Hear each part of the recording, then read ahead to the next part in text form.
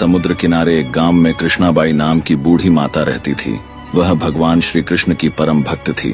कृष्णाबाई का वास्तविक नाम सुखिया था। घर घर में झाड़ू पोछा, बर्तन और खाना बनाना ही उनका काम था। कृष्णाबाई रोज फूलों की माला बनाकर दोनों समय श्री कृष्ण जी को पहनाती थीं और घंटों कान्हा से बातें करती थीं। गांव के लोग यही सोचते थे कि बुढ़िया पागल है।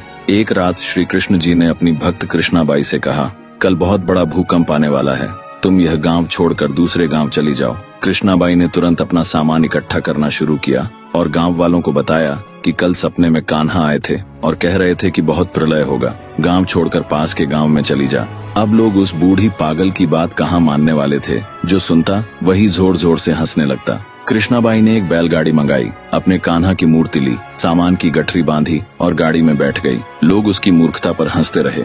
बाई जैसे ही गांव की सीमा पार करने वाली थी कि उसे श्री कृष्ण की आवाज सुनाई दी, अरे अपनी झोपड़ी से वह सुई तो ले आओ जिससे तू माला बनाकर मुझे पहनाती है। ये सुनकर बाई बेचैन हो गई। उसने मन में कहा, मुझसे यह भारी भूल कैसे हो गई, अब मैं कान्हा की माला कैसे बनाऊंगी।